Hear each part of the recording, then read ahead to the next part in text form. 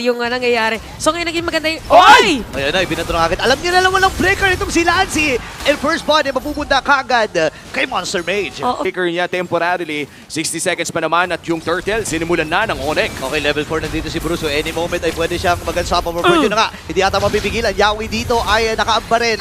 Pasok si Zaida at siya makakuha. Nung unang pag-unang laban, Abaddon of the Guardian nagamit din. Pero grabe naman yung sampalan dito at balugbugan na magkabilang kupunan. Atras muna si Yawi, tapak siya doon. Unpredictable, kaya medyo hindi in-expect ng Onyx na nandun pala siya. Ay! Unstoppable Force yung nagamit. Kasama pa yung pagbalibag. Grabe naman, hindi na nakababa dito si Yawi. Pasok din si Lord JM. Medyo malalim ba? Kakayanin, napatayin ito si Brusco. So ito naman yung difference ngayon for Benny Cutie, naka-impure rage. Opo! Ibinalibag nga kagad Lord JM. Naku, pinagtulong-tulungan ng Super Fam. Flicker ay nagamit din ni Lord JM. Makakatakas naman siya. Sabay kapit dun sa grass. Ngayon si Yawi! nandito rin. Sino ang kanyang masisipa? Naku, nasipa kagad. King of dito nakatalon. And kailangan niyang umatras dito. Kaya humabol pa rin si Zaida. At may ipit nga ba? Nagamit yung Vincent. Ang kailangan nilang gawin dito ay tunawin. At si Kirk ay makakakuha ng pagong. Dito ang TNC, abang Super Fam. Grabe, napakatapang ni Super Prince dito, ha? Oo, biruin mo, plinashlightan na lahat. Pero ito na ulit ang multo ni Zaida. Pinalibag si Lord JM pero kapit lang sa grass. Si Kirk ay lilipad na ata pero mukhang mahahanap niya yung isa. Mababalibag pa nga at hindi na makakaalis si Lord JM. And that was the trade. Nakuha pa nga ng Onyx yung kill. Oo, players ng Onyx kasi Yawi. di ba normally meron stun yun na wait lang, may sipa! Naku, yung pigil ata ay ito na kasi Super Prince ang nakuha kagad. Di normal yan kapag nakaganon kayo. Pero ang problema lang ay si Brusco ay natunaw na nga kagad. Lapag yung Zaman Force.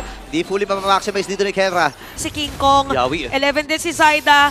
5v5 Wow! Sino kanyang masisipa? Naku, nakasipa siya pero maling anggulo. Ang gulo na rin na nagaganap dito habang si Kenra ay nakuha ng kill. Lansing ay makakabawi din. Atrasan muna dito ang Phoenix Army. At si King Kong hawak-hawak pa rin. Itong Lord na ito, yung Dominator's Descent ay nilabag doon sa may bandang ginapasok si King Kong. Hindi tumama yung kanyang son. Very good yung free hit lamang. Pero paprotektahan siya dito ni Brusco. Wag ang King Kong. Ngayon naman, si Lord JM ay kailangan din lumayo. Tinamaan pa ng son. Lansing dito ay tutumba. Zaida! Bruce ay mamamatay din. Mula dito kay King Cutie, pinabagyo na sila. Kela? Nakakadalawa na. Flicker naman na nagamit din. Ay, Dominic! Habang ito na yung pagbawi ni Yawi. Makakasipa pero angulo na naman. Yung naging questionable doon. Pasok kay si Zaida. Pero sa kanya nagamit. May ipit ba? Nandun yung taunt. And this time si Yawi ay poprotekta din. Tuloy-tuloy ang bakbakan. Habang gagamitin yung pinakil ninja mula dito kay Zaida. Kuha ito in the early parts but conceal play. Yawi naghahanap ng angulo pero si Brusco pumasok. Naku, naiba to na kagad dito si Zaida. Pero sakto yung nakap ng Lord. At ang bagyo makakuha nung Lord na yun. Habang ito na yung pagsugod ng Super Fam. Lord JM may ipit din. Same with this one.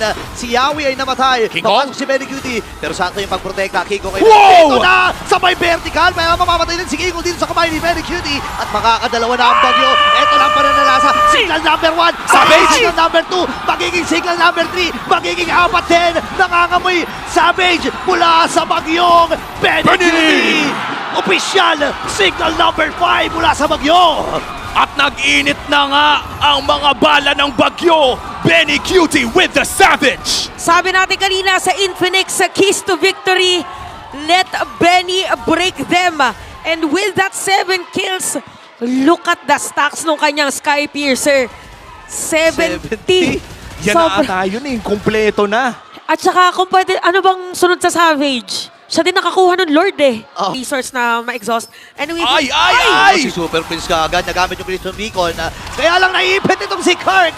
Napakahapdi na ni Benny Cutie, ladies and gentlemen. TNC Pro Team ay nakaready din. Yawi. Ito na nasipa na naman yung Monster Mage pero may pagbawi din si Brusco. Tayo ba to? Zaida dito. Mabubuhay nga ba? Si Benny kagad ang namatay. Yung damage dealer. Lord JM pinipilit mag-base lang. Kaya lang bitin na ata yung mga heroes dito mula sa TNC. Pop yung emo ni Lord JM at hindi siya makakasurvive sa kamay ng Gold Standard. Pero mas malaki ang bawi para sa Onyx. Zaida. Conceal play para kay Brusco. Si Zaida pumasok. King Kong goes down! Napaka-update. Pwede habulin dito. Buti nilang nakaantabay si Lancy para protektahan yung katawan ni Zaida. talagang siguradong medyo lamang pagdating sa teamfight. Oh no! Si Yawi na naman ay nakatapak! Oh my God! Grabe yung naging bato dito ni Brusco. Okay, kalahati yung buhay ni Kirk dito. Papasok na nga ba ang CNC Pro Team? Pero si Kiko pa rin magtatagumpay doon sa Lord na yun. Kirk with the abbot of the court dyan. Atrasa muna dito ang Super Fam. Naghahabol ang CNC Pro Team. Saida, nagamit yung kanyang Pinnacle Ninja. Sino ang kanyang pupuntirehin? Hindi na lang dahil yung purple lamang ang kukunin dito ng Phoenix Army. Ang dito ng Lord, half HP at mukhang hindi pa ata nila Yawi. i-all into. Yawi with the conceal play. Mababasa na naman ba? Doon sa may bandang likod. Kaya nahanap. Yun lang naiwasan pero ito na doon. Mula kay Kirk, pasok din si Yawi pero hindi siya makakasipa. Ang problema na nakuha na rin si Gerald ng maging Summer Force. Si Brusco dito ay mamamatay din. Pop yung kay Immortality. Malalim, Nakakadalawa na yung gold standard. At si Lord JM ay kailangan umatras.